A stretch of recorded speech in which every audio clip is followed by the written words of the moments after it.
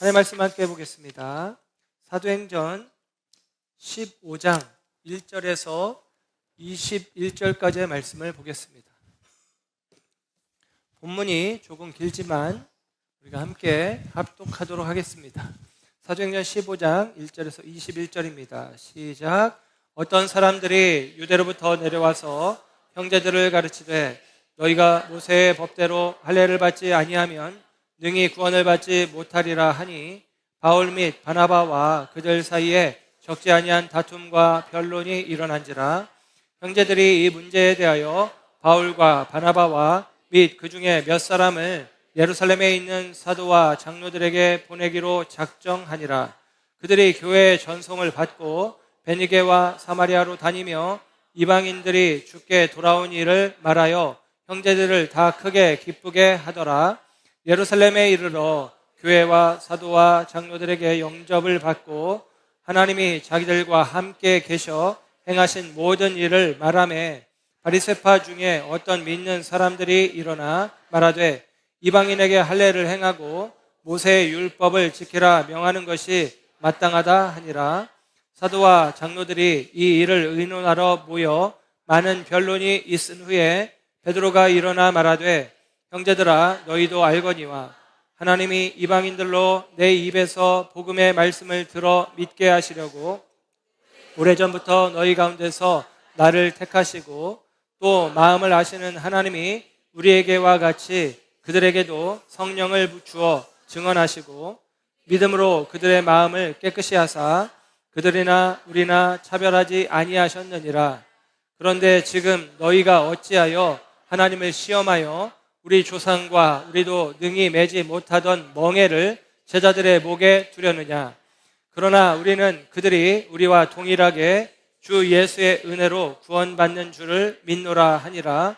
온 무리가 가만히 있어 바나바와 바울이 하나님께서 자기들로 말미암아 이방인 중에서 행하신 표적과 기사에 관하여 말하는 것을 듣더니 말을 마침에 야고보가 대답하여 이르되 형제들아 내 말을 들으라.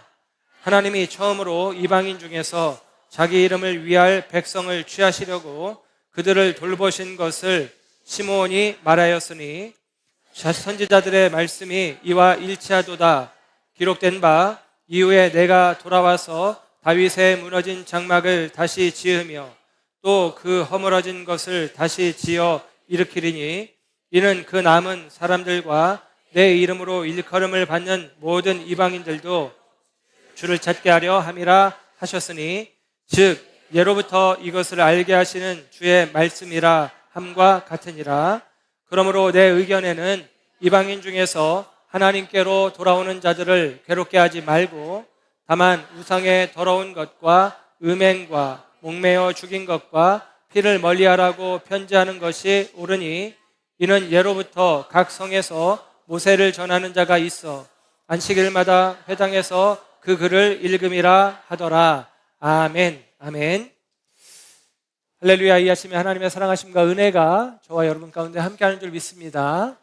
본문이 길어서 읽는 것만으로도 설교를 들은 것처럼 시간이 지나간 것 같은데 오늘 본문의 이야기를 통해서 예루살렘 공의회라는 제목으로 말씀을 전합니다. 특이한 제목이죠. 예루살렘 공의회. 공의회라는 말은 공교회의 의회, 회의 결정 내용을 이야기하는 것입니다. 공교회라는 말은 하나님을 믿는 예수 그리스도 안에서 모든 교회는 하나의 교회다. 유니버설 처치, 우주적 교회다라고 이야기를 해요. 그래서 이 공교회성이 중요합니다. 그래서 저는 미리 말씀드리지만 자꾸만 내 자신의 생각과 주장만을 강조하다 보면 결국에는 최종적으로는 나만 진리 가운데 서 있는 사람이 되는 거예요. 그래서 서로 생각을 나누고 조율하고 함께 뜻을 모으고 결정하는 과정들이 필요합니다. 그 과정들이 초대교회에 있었어요. 그 가장 먼저 성경에는 예루살렘에 있었던 교회 공동체의 생각과 그 다양한 생각 속에 교회가 어떻게 함께 뜻을 모아 결정했는지 그 이야기를 오늘 본문에서 이야기를 해줍니다.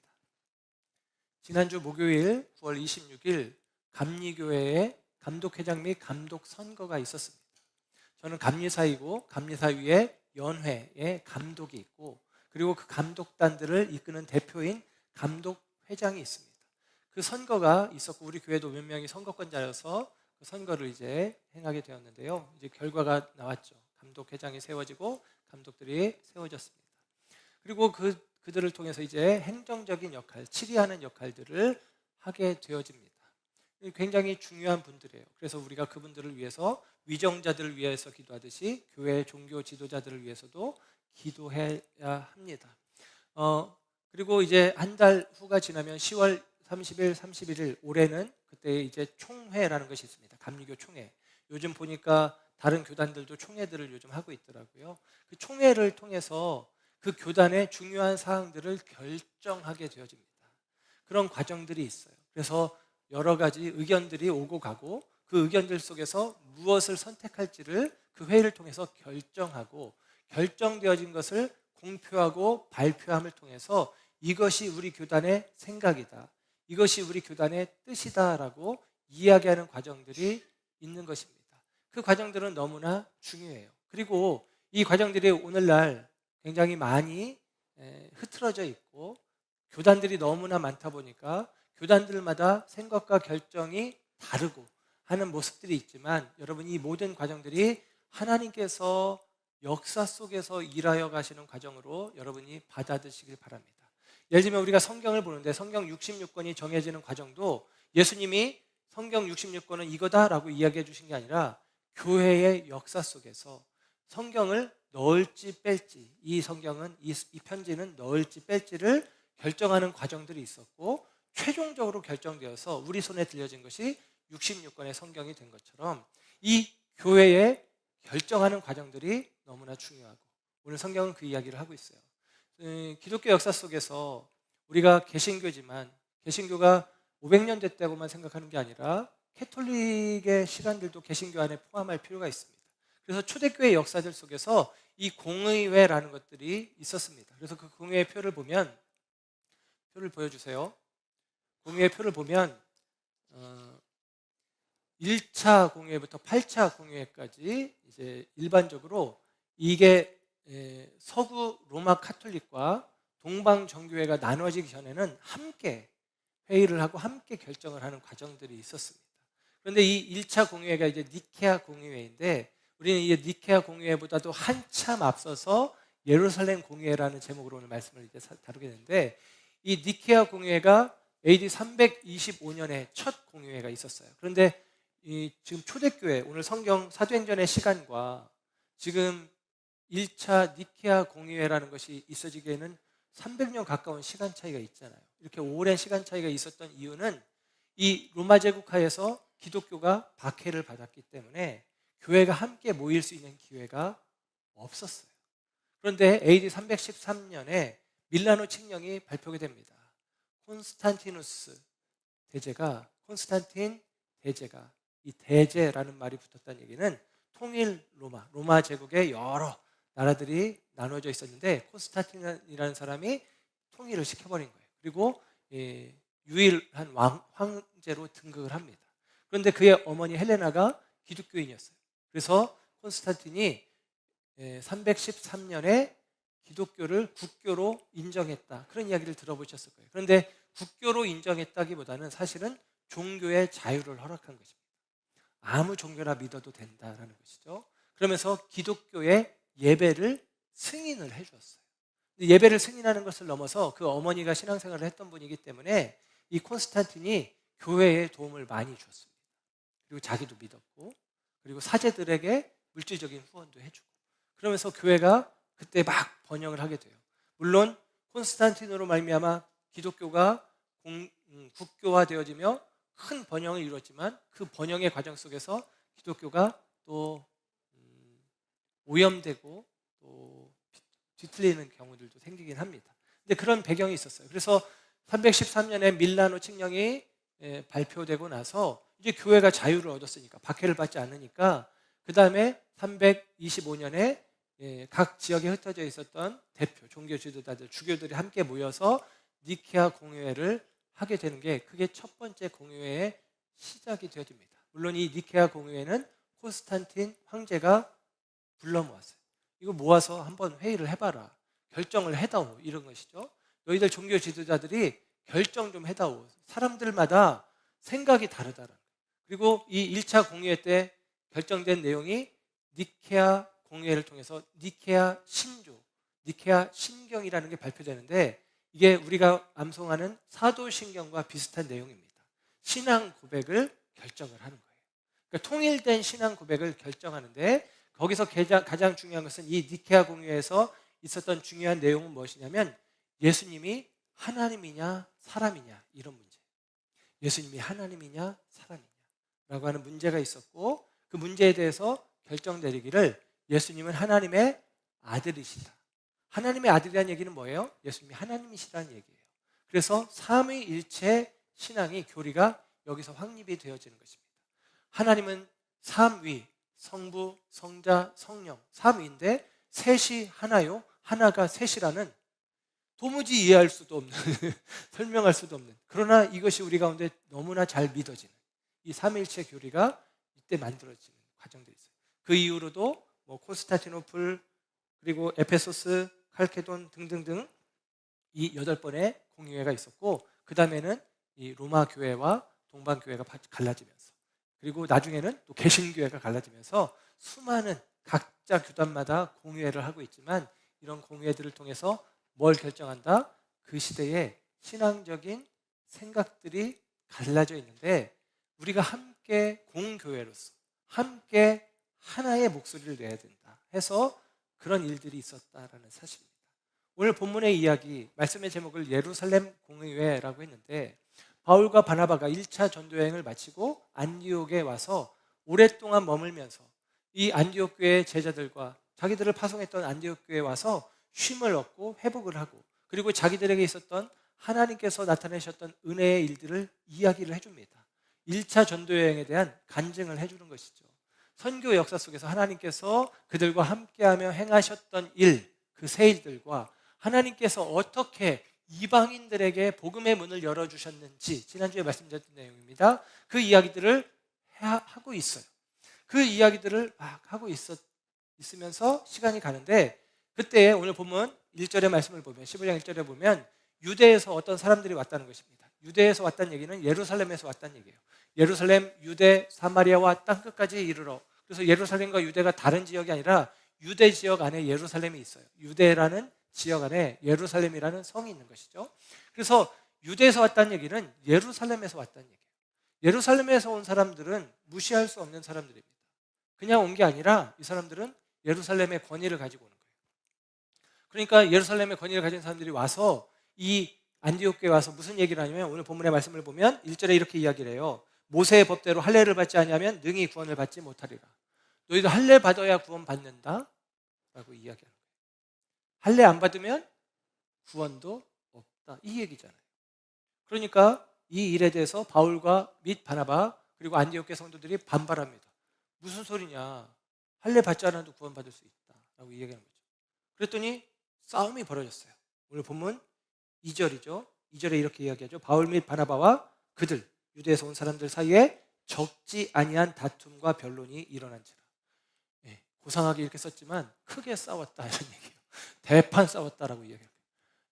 믿는 사람들도 싸울 수 있어요. 아까 얘기했죠. 감리교 총회가 이제 다음 달에 있는데 저는 한 번 참석해봤는데 싸우더라고요.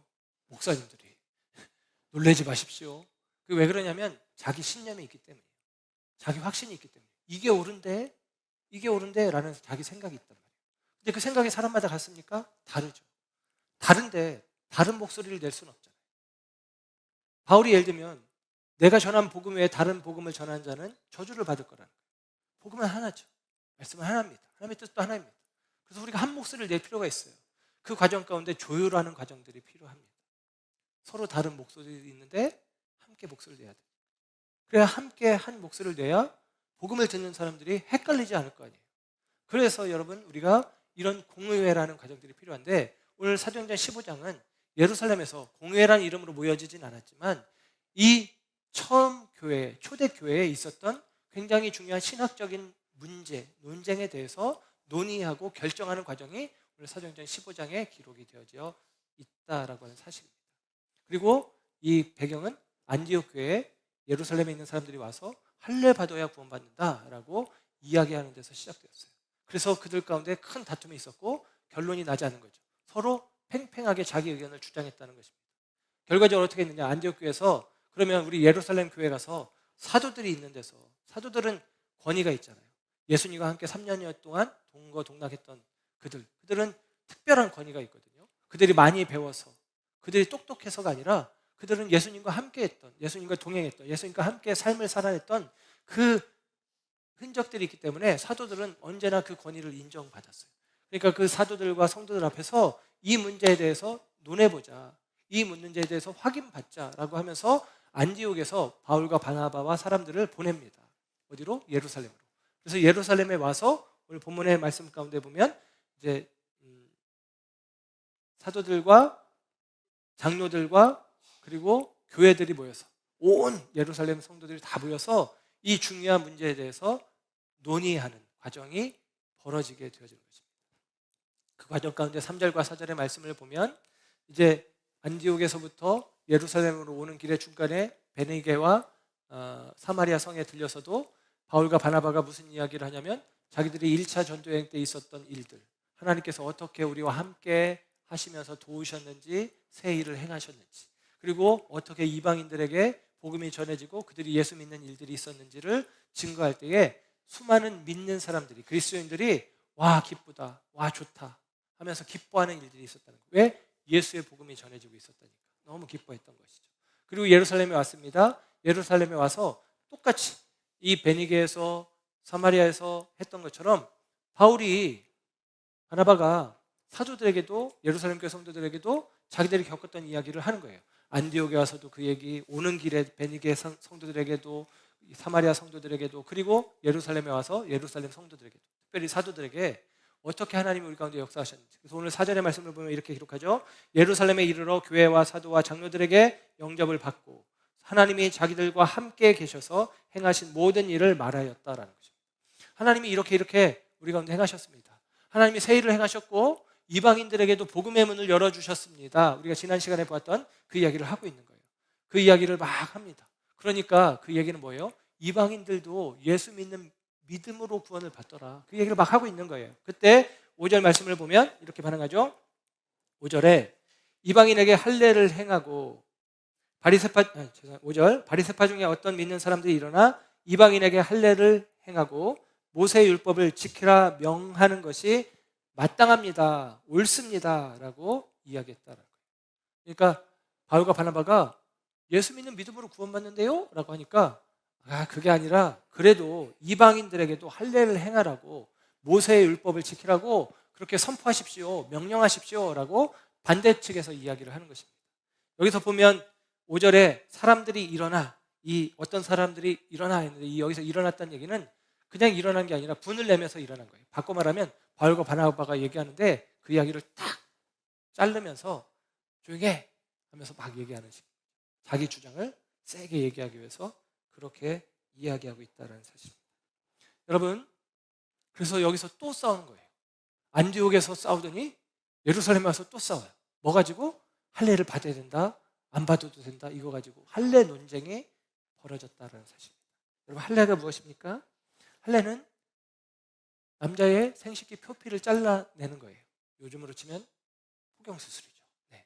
그것을 해야 구원을 받는다라고 이야기를 하고 있어요. 근데 이것을 주장한 사람들은 예루살렘에서 온 사람들, 예루살렘에서 온 사람들의 대부분, 예루살렘 교회 구성원 대부분은 유대인 그리스도인들입니다. 유대인 그리스도인들은 예수님 믿기 전에 유대인이었어요. 그러니까 그들은 당연히 율법의 요구대로 할례를 행했던 사람들이에요. 반면에 안디옥 교회는 이방 지역에 세워진 최초의 이방인 교회예요. 거기에 교회의 시작이 되었던 사람들, 목회했던 바울이나 바나바 이런 사람들은 유대인 그리스도인이에요. 그러나 거기 있는 성도들은 이방인 그리스도인들이 많아요. 거기 있는 성도들은 할례를 안 받은 사람들이 당연히 많겠죠. 그런데 할례 논쟁이 벌어진 거예요. 할례 받아야 된다는 거예요. 그러니까 할례 받지 않아도 돼라고 하는 바울과 바나바 안디옥 교회 입장, 할례 받아야 돼라고 하는 유대인 그리스도인 예루살렘 교회 대부분의 성도들의 생각이 충돌하고 있는 것입니다. 크게 충돌하고 있다는 것입니다. 여러분, 할례는 말씀드린 대로 남자 생식기 표피를 잘라내는 것인데, 이것에 대해서는 창세기 17장에 제일 먼저 할례의 이야기가 나와요. 창세기 17장에 아브라함에게 하나님이 나타나셔서 내가 너에게 후사를 줄 거야, 자녀들을 줄 거야. 그런데 그 자녀들에게 할례를 행하라. 자녀들만이 아니라 너희 집에 거하는 모든 자들, 종들도 다 할례를 받아야 돼 라고 이야기를 하면서 창세기 17장 10절에 11절에 이렇게 이야기를 합니다. 창세기 17장 10절 11절, 너희 중 남자는 다 할례를 받으라. 이것이 나와 너희와 너희 후손 사이에 지킬 내 언약이니라. 너희는 포피를 베어라. 이것이 나와 너희 사이에 언약의 표징이니라. 아멘. 너 나랑 약속하자. 너와 너희 후손은 대대로 할례 받아야 돼 라고 얘기해요. 그러니까 여러분, 유대인들 입장에서는 약속했잖아. 우리는 아브라함의 자손이잖아. 아브라함의 자손은 대대로 할례를 받아야 돼 라고 이야기를 하는 거예요. 그러나 여러분, 그것이 언제까지 유효하느냐의 문제죠. 지금 할례 논쟁이 벌어졌고 할례를 받지 않아도 된다는 안디옥 교회 바울 바나바의 생각이 지금 이제 이야기되는 것입니다. 여러분, 이 할례에 대한 이야기가 신명기라는 성경, 창세기, 출애굽기, 레위기, 민수기, 신명기, 모세오경이죠. 이 신명기는 구원받은 백성들이, 출애굽한 백성들이 가나안 땅에 들어가서 어떻게 살아야 될지에 대해서 이야기하는 성경이에요. 그리고 모세의 설교이기도 합니다. 여기에서 할례라는 단어가 딱 2번만 나와요. 그 두 구절을 여러분에게 읽어드리면 신명기 30장 6절에 이렇게 기록됩니다. 내 하나님 여호와께서 내 마음과 내 자손의 마음에 할례를 베푸사 너희 마음을 다하며 뜻을 다하여 내 하나님 여호와를 사랑하게 하사 너로 생명을 얻게 하실 것이며. 뭐예요? 내 마음과 내 자손의 마음에 할례를 베푸사. 마음의 할례를 베푼다고 해요. 그리고 신명기 10장 16절도 이야기합니다. 그러므로 너희는 마음의 할례를 행하고 다시는 목을 곧게 하지 말아라. 마음의 할례를 행해라. 목을 곧게 하지 말아라. 목을 곧게 한다는 얘기는 교만하다는 얘기예요. 교만하다는 얘기는 하나님의 말씀을 안 듣는다는 얘기예요. 그럼 마음의 할례를 행한다는 얘기는 마음의 할례를 통해서 하나님께 내 마음을 내어드리는 것입니다. 내 생각과 내 판단과 내 결정이 아니라 하나님의 뜻대로 하겠습니다 라는 고백이 마음의 할례를 받는 거예요. 그래서 할례를 행한다는 얘기는 우리가 우리의 가능성을 스스로 제어하는 거예요. 생식기를 통해서 생명이 이어지기 때문에 생식기 표피를 잘라든다는 의미는 상징적으로 생명이 하나님께 있는 것이고 나의 힘과 나의 등의 생명이 없다는 선언인 것입니다. 이 선언으로 할례를 행하는 거예요.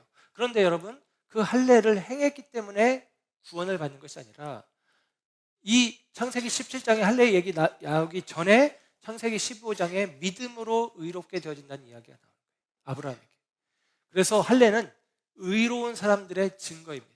그러니까 구원받은 사람의 표시예요. 우리로 표현하면 할례는 좀 그렇고 내가 예수 믿는다는 증거로 십자가 목걸이 달고 다니는 거예요. 나 예수 믿어 하는 거죠.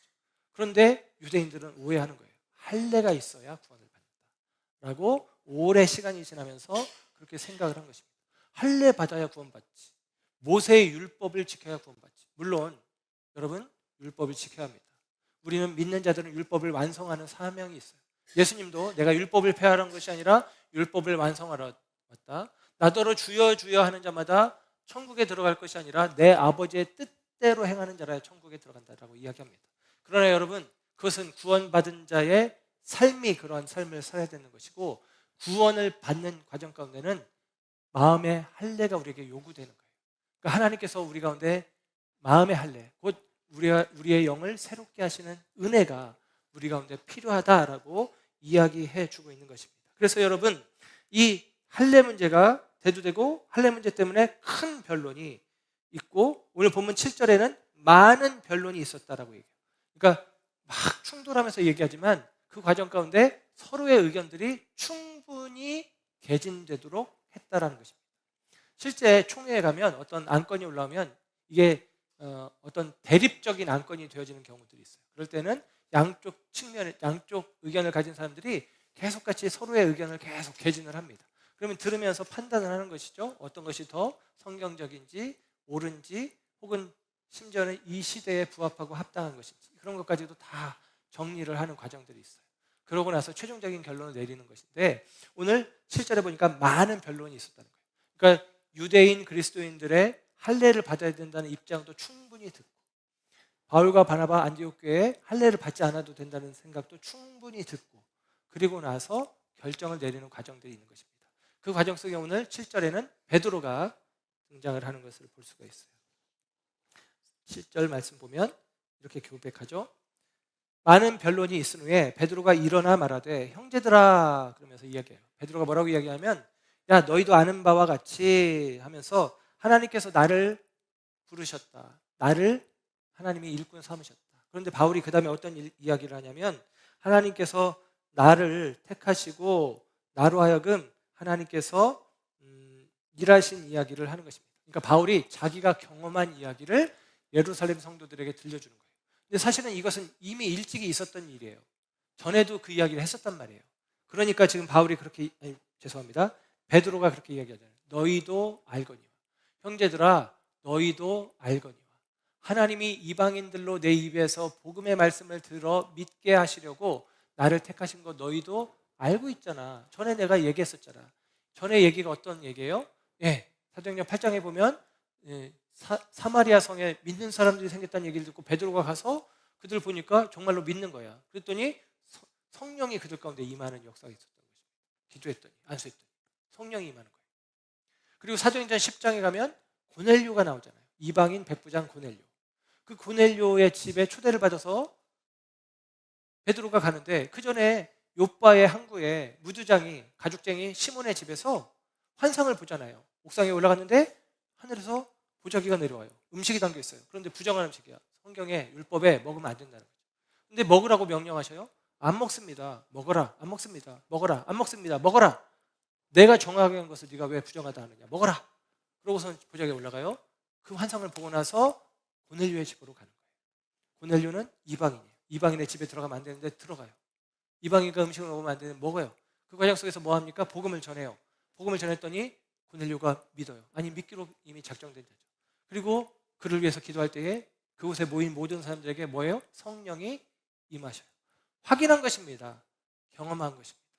베드로는 경험했어요. 하나님이 이방인들에게 구원을 주시는 것을. 어떻게 경험했어요? 성령이 임하심을 통해서 확인한 거예요. 성령의 증거가 있었다라는 것입니다. 확인했다는 것입니다. 이게 중요해요. 오늘 베드로나 바울과 바나바 그들은 할례를 받지 않아도 된다는 주장을 하면서 왜 그런 주장을 하느냐? 그들의 경험 속에서 할례를 행하기 이전에 벌써 믿음으로 예수 그리스도의 은혜를 하나님의 은혜를 믿음으로 받아들이는 사람들 그들이 구원받고 그들 가운데 성령이 임하는 일들을 경험했다라는 사실입니다. 그래서 그 경험의 관점으로 설명을 하고 있는 것이죠. 그럼 반대로 이야기하면 지금 할례 받아야 구원받는다라고 말하는 사람들은 그런 경험들이 없는 거예요. 우리 시로 표현하면 그런 걸 탁상행정이라고 표현하죠. 그냥 자기들이 알고 있는 지식으로 자기들이 알고 있는 이제까지의 경험과 지식에 갇혀서 그것으로 자기 목소리를 내고 주장하고 있는 경우들입니다. 그래서 오늘 성경의 이야기 속에서는 다른 한편 누구의 의견이 결과적으로 받아들이냐 우리가 잘 아는 것처럼 우리가 아는 것처럼 믿음으로 말미암는 구원 하나님의 은혜에 대한 믿음에 의한 구원을 이야기를 하는 거예요. 이신층의 구원을 이야기하는 것이 바로 예루살렘 공회입니다. 그리고 우리는 그것들 속에서 경험적으로 성경에 기록되어진 이 경험들의 이야기 속에서 하나님이 어떻게 일하시고 어떻게 구원하시는지를 확인할 수 있다는 사실이죠. 여러분, 저와 여러분의 삶 속에서 하나님께서 일하시는 것들을 경험해가는 은혜가 있어지길 주의 이름으로 축복합니다. 우리가 그냥 이론으로 알 수 있고 우리에게 들려진 이야기들로도 우리가 개념적으로 구원을 경험하고 고백하고 확인할 수도 있겠지만 하나님의 은혜가 우리 가운데 하나님의 영광으로 하나님의 일하심으로 하나님의 임재로 경험되어지는 일들을 저와 여러분들이 함께 경험해 가기를 축복합니다. 그래서 어떤 분들은 이 예루살렘 공회를 제1차 공회다 이렇게 얘기하기도 해요. 첫 번째 공교회의 결정이죠. 그 공교회의 결정은 할례 문제였고 이 할례 문제에 있어서 베드로 그리고 바울과 바나바의 의견 그리고 유대인 그리스도인들의 의견이 팽팽하게 대립되어 있는 상태에서 지금 베드로가 이제 바울과 바나바의 편을 들어서 4절에 바울과 바나바가 이야기했었고 7절에 베드로가 그 편을 들어서 이야기를 하고 있어요. 그 내용을 조금 더 보시면 여러분 9절의 말씀을 볼까요? 9절 믿음으로 그들의 마음을 깨끗이 하사 믿음으로 깨끗해진다는 거예요. 믿음으로 새로워지고 믿음으로 의로워지고 그것이죠. 믿음으로 의로워진다. 10절 가서 보시면 이렇게 이야기합니다. 그런데 지금 너희가 어찌하여 하나님을 시험하여 우리 조상도 우리도 능히 매지 못하던 멍에를 제자들의 목에 두려느냐. 왜 율법의 요구를 다 지켜야 된다고 얘기하느냐. 우리도 사실 못 지키잖아. 율법의 요구 우리가 다 못 지키잖아. 이 얘기가 나중에 갈라디아서에서 나오는 거예요. 율법을 지킨다는 얘기는 10개 중에 하나라도 어기면 율법을 어기는 것입니다. 100개 중에 하나라도 어기면 율법을 어기는 거예요. 10,000개 중에 하나라도 어기면 율법을 어기는 거예요. 그래서 갈라디아에서는 어떤 얘기를 하냐면 모든 율법을 모든 순간 지켜야 율법을 지키는 거라는 거예요. 그럼 우리에게 그게 가능합니까? 불가능하죠. 베드로도 자기도 불가능하다는 거예요. 유대인들은 우리도 불가능하다는 거예요. 근데 그걸 왜 요구하냐라고 이야기하는 것이죠. 갈라디아서는 그 얘기를 하는 거예요. 그래서 여러분 갈라디아서는 복음으로 믿음으로 자유케 되어지고 우리가 구원받는다고 이야기하는 선언입니다. 이 갈라디아서가 바울이 1차 전쟁 때 다녔던 그 지역이잖아요. 그 이야기를 하고 있는 거예요. 그리고 오늘 본문에서도 바울이 그 얘기를 하는 거예요. 우리도 다 못 지키는 율법을 왜 그들에게 지키라고 하느냐라고 하는 거죠. 율법 안 지키라는 얘기가 아닙니다. 율법으로 구원받는다는 얘기가 아니에요. 율법은 구원받은 자들의 삶의 이정표이고 지침이고 유도선 같은 거예요. 그걸 따라가면 안전한 거예요. 그렇게 우리가 여기면 됩니다.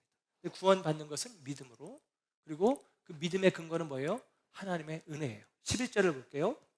11절. 그러나 우리는 그들이 우리와 동일하게 주 예수의 은혜로 구원받는 줄을 믿노라. 아멘. 이것입니다. 이게 사실은 이 본문의 핵심이라고 할 수 있어요. 여기서 우리는 믿노라. 우리는 믿노라. 이게 뭐예요? 신앙 고백입니다. 우리가 크레도, 사도, 신조 그럴 때 그 고백이에요. 우리는 믿노라라는 것이죠. 근데 여기서 말하는 우리는 우리 모두를 포함한 우리가 아니라 여기서 말하는 우리는 베드로, 바울, 바나바. 그들은 지금 아까 말씀드린 대로 그들의 삶의 자리에서 선교의 자리에서 하나님께서 이방인들을 구원하시는 일, 이방인들에게 믿음으로 말미암는 은혜가 더해졌을 때 성령이 임하시는 일들을 경험했던 사람들이에요. 그러니까 여기서 말하는 우리는 뭐예요? 하나님의 일하심을 경험했던 베드로, 바울, 바나바. 그들은 믿음을 고백합니다. 우리는 믿노라. 그런데 그 믿음의 내용이 뭐예요? 하나님께서 주 예수의 은혜로 구원받는 것, 주 예수의 은혜로 구원하시는 것을 우리는 믿는다. 뭐예요? 예수 그리스도를 믿는 자는 구원받는다. 누구든지 인종이든 신분이든 남녀노소를 가리지 않고 누구든지 예수 그리스도를 믿는 자는 하나님의 은혜로 말미암아 구원받는다 라는 사실을 우리는 믿노라 라고 고백하는 것이죠. 저와 여러분의 고백이 이것입니다. 내가 하나님 앞에서 어떠한 수고를 했고 어떠한 노력을 기울였고 어떠한 평가를 받아서 내가 하나님 앞에서 하나님이 요구하시는 부분을 내가 이만큼 감당해냈기 때문에 내게 구원이 허락되었다라고 생각하는 사람은 우리 안에 없을 거라고 여겨집니다.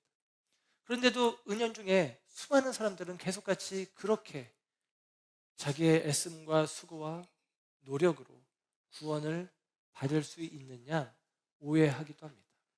그러나 여러분, 성경의 첫 공의회, 성경에 기록된 기독교 역사 속의 첫 공의회는 이것을 선언하는 거예요. 할례 문제로 대두되었던 문제지만 그 공의회를 통해서 내려진 결정은 오직 하나님의 은혜로 구원받는다라고 하는 사실입니다.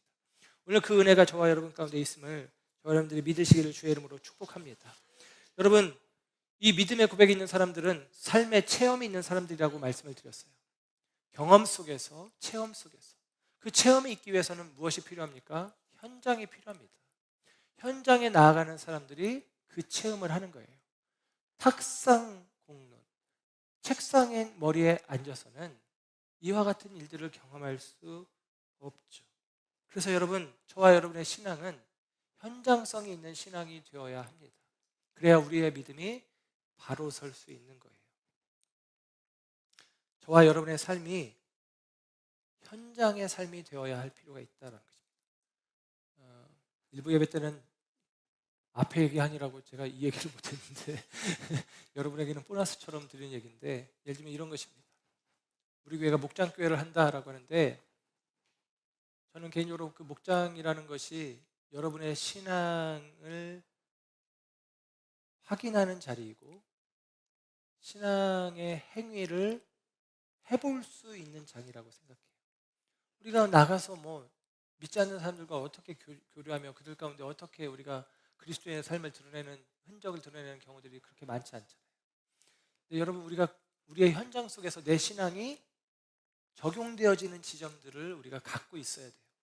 그러기 위해서 여러분의 삶 가운데 이 1시간 예배 드리는 자리가 여러분의 신앙을 확인하는 자리가 아니라, 여기서 우리가 듣고 깨닫고 마음먹은 것들을 삶의 현장에서 딛고 행하고 실천하고 경험하는 과정들이 필요하단 말이에요.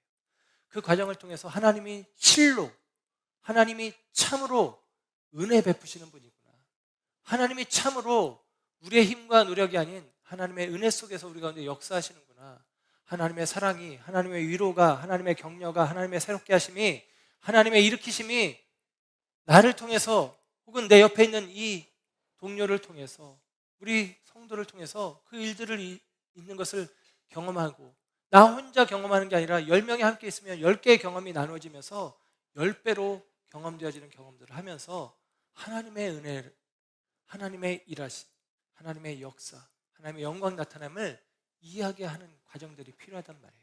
그리고 우리가 그것이 결국에는 뭐예요? 우리는 믿노라, 우리의 신앙 고백으로 자리하게 된단 말입니다. 우리의 신앙 고백으로 그것이 자리하도록 저와 여러분들이 현장성 있는 삶을 살아가기를 주의 이름으로 축복합니다. 바울은 이 베드로의 지지를 받게 돼요. 바울과 바나바가 전도하면서 했던 이야기들, 그런데 그들의 이야기를 예루살렘 교회 대부분의 이 유대인 그리스도인들이 별로 크게 쳐주지 않잖아요. 그러면서 율법 지켜야 돼, 할례 받아야 돼, 여전히 그렇게 목소리를 내고 있잖아요.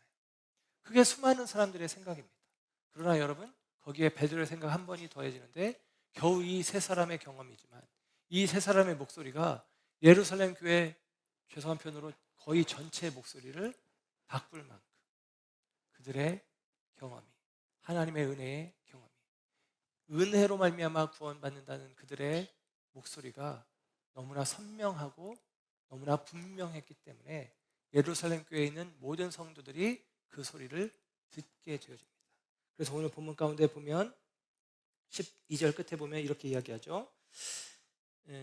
12절, 듣더니 표적, 이방인 중에서 행하신 표적과 기사에 관하여 말하는 것을 듣더니, 그럽니다. 이 예루살렘 교회 성도들이 결국은 그 얘기를 듣는 거예요. 그 이야기를 다 듣고 나서 마지막 13절에 야고보가 결론을 내립니다. 여기서 야고보는 예수님의 동생 야고보예요. 사도 야고보, 요한의 형제 야고보는 사도행전 12장 2절에 이미 헤롯 아그리빠에 의해서 죽임당했습니다. 아직도 살아있다고 여기시면 안 돼요. 이미 돌아가셨고, 15장에서는 예수님의 동생 야고보가 예루살렘 교회의 리더였어요. 그리고 그 동생 야고보가 최종적인 결정을 내립니다. 그 결정은 오늘 본문의 말씀 가운데 이렇게 표현이 되죠. 14절에는 참고로 이 한 절 볼게요. 14절, 하나님이 처음으로 이방인 중에서 자기 이름을 위할 백성을 취하시려고 그들을 돌보신 것. 여기서 말하는 그들이 누구예요? 바울, 바나바, 그리고 베드로, 그들을 돌보신 것. 근데 여기서는 정확하게는 바울과 바나바죠. 이방인 전도 사역을 했던, 1차 전도여행에 나섰던 그들입니다. 그들을 돌보신 것을 시므온이 말하였으니, 시므온이 누구예요? 시몬, 베드로예요. 근데 베드로라는 이름을 대신에 지금 시몬이라는 이름을 일부러 쓰는 거예요. 유대식 이름을. 그러니까 유대인들에게 우리 유대인 형제인 시몬이 이렇게 증언하는 걸 보니 참되지 않냐, 그렇게 증언하는 거죠. 참 여기 보면 엄청난 지혜들이 이 안에 있어요. 이 회의를 하면서. 그리고 결정 내리기를 할례를 행하지 않은 것으로 결정을 하고, 다만 편지를 써서 그 당시 문화적으로 하지 말아야 될 일들에 대해서, 그리스도인들이라면 하지 말아야 될 일들에 대해서 4가지 내용을 곁들여서 편지를 써서 우리 식으로 표현하면 공표하여서 이 1차 예루살렘 공회를 통해서 결정되어진 내용이 이것입니다. 바로 할례를 행하지 않아도 된다. 이거보다는 더 중요한 것은 구원은 하나님의 은혜에 대한 믿음으로, 예수 그리스도를 믿는 믿음으로 구원받는다. 이신칭의의 믿음의 선언이 지금 선포되고 있다라고 하는 사실입니다. 여러분, 믿음으로 구원받습니다. 믿음에 앞서서 복음이 있었어요. 복음은 하나님이 행하신 일입니다. 예수님을 통해서 이미 이루신 일, 십자가를 통해서 이미 이루신 일, 예수님의 부활을 통해서 이미 이루신 일, 이 일이 복음이에요. 그 복음이 우리에게 들려졌을 때 믿음으로 반응하면 되는 것입니다. 하나님도 말씀하신 게 아니라 행하셨고, 행함을 믿음의 근거로 우리에게 제시하신 거예요. 그리고 우리는 그것을 믿는 것이죠. 믿는다는 표현을 지난 시간에 믿는다라는 말을 동사형으로 피스티오, 나를 던진다, 나를 맡긴다, 위임한다, 의탁한다, 부탁한다라는 표현으로 말씀드렸는데, 이 믿음이라는 명사형의 단어는 피스티스라는 단어입니다. 피스티스, 믿음이라는 단어는 2가지 의미를 크게 갖고 있는데, 첫째는 신뢰라는 뜻이에요. 혹은 신실이라는 뜻이에요. 그래서 우리가 하나님은 믿으시다, 믿을만하다, 신실하다, 신실하기 때문에 믿을만한 것입니다. 그래서 여러분, 믿음의 사람들은 내가 믿는다라는 것은 입으로 그냥 믿어요 하는 것이 아니라 신실한 삶의 흔적을 갖고 있어야 돼요. 저와 여러분이 믿는다는 것은 신실한 삶의 흔적이 우리 가운데 있어야 가능한 것입니다. 그래야 우리의 믿음이 확인되는 거예요. 그래서 이 믿는다는 피스티스, 믿음이라는 말 안에는 2번째 의미는 확증이라는 말이 그 안에 담겨 있고, 입증이라는 말이 담겨 있어요. 입증한다라는 거예요. 입증이 되어야 되는 것이 믿음입니다. 믿음은 입증되어지는 거예요. 그냥 믿는다 했을 때 긴가민가가 아니라 스스로 자신의 믿음을 입증하는 것까지가 믿음인 것입니다. 자신의 믿음을 입증하는 거예요. 무엇을 통해서? 삶을 통해서. 삶을 통해서 입증해내지 않는 믿음은 믿음이 아닌 것입니다. 저와 여러분의 삶으로 우리의 믿음을 입증해낼 수 있기를, 그리고 그 믿음의 고백이 저와 여러분의 고백이 되어서 우리는 믿노라, 하나님의 은혜가 우리 가운데 있음을 믿노라 고백하는 우리들이 되길 원합니다. 우리 교회에서 사역했던 박순선 전사님이 그저께 전화를 하셨어요. 이제 개척을 하려고 계속 이제까지 수개월 동안 개척지를 알아보고 있는데 마땅한 건물이 없어서, 마음에 들면 주인이 교회는 세를 안 준다고 그러고, 또 마음에 들면 그 바로 옆에 다른 교회가 하나 있고, 그래서 구하지 못하다가 교회 자리가 하나 나왔는데, 목사님 와서 한번 봐주세요. 제가 그래도 개척도 했고 경험이 있으니까 제가 이제 공간적으로 이렇게 좀 잘 보니까 와서 좀 어떻게 이게 교회로 합당한 자리인지, 교회를 꾸민다면 어떻게 좀 꾸며야 되는지 와서 좀 봐달라는 거예요. 그래서 이제 어제 잠깐 갔다 왔거든요.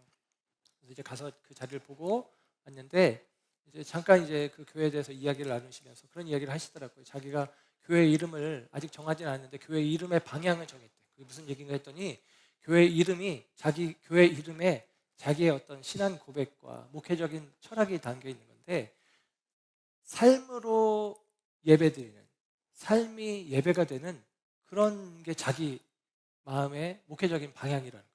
근데 이게 교회 이름으로는 어떻게 지어야 될지 모르겠다는 거예요. 그렇죠. 이상하잖아요. 삶이 예배가 되는 교회, 삶으로 예배드리는 교회, 뭐 이렇게 길게 하기도 애매하고 어떻게 해야 될지 모르겠다고 막 그러시더라고요. 그래서 그 건물에 1층에 휘슬러가 있었는데 제가 그랬죠. 그냥 휘슬러 교회라고 하세요. 그랬는데 삶으로 예배드리는, 삶이 예배가 되는. 근데 여러분, 그 생각이 제가 어떤 특정 교단을 폄하하려고 하는 얘기가 아니라, 박선선 전사님이 순복음교회를 섬기셨던 경험들이 있었고 지금 순복음에서 안수를 받게 되는 상황인데, 거기서 강조하는 것들이 사실은 예배. 여러분, 예배 중요합니다. 그러나 여러분, 예배에 머물러서는 안 돼요. 우리의 삶이 예배가 되는 과정들이 필요하죠. 저는 박선선 전사님이 우리 교회, 비전교회와 함께 하시면서 이런 마음들을 품으셨다고, 개인적으로는 그렇게 오해든 착각이든 저는 그렇게 하고 있습니다. 원래는 그런 성향은 아니셨거든요. 그런데 삶이 중요하고, 삶이 말씀이 삶이 되는 삶으로 나아가야 되고, 그 삶에 예배가 없으면, 삶이 온전치 않으면 우리가 드리는 한 시간의 예배가 무의미하구나 라는 사실들을 마음에 담아내지 않았을까라는 생각을 합니다. 그 결과 그렇게 이름을 지으려고 마음먹었다라는 것이죠. 그렇습니다. 여러분, 저와 여러분이 삶의 자리에서 우리의 믿음이 입증되도록 신실한 삶을 살아가시길 주의 이름으로 축복합니다. 그리고 그 신실함의 증거는 우리의 애씀과 수고에 앞서 하나님이 허락하신 복음이고 은혜입니다. 은혜 입은 자이기에 하나님의 은혜에 합당하게 하나님의 은혜를 붙잡고 우리의 삶 속에서 믿음으로 살아내는, 그리하여 하나님의 허락하신 구원을 우리가 얻고 나아가 그 구원을 이루고 완성해내는 저와 여러분 모두의 삶이 되시기를 우리 주님의 이름으로 부탁드리고 축복합니다. 기도하겠습니다.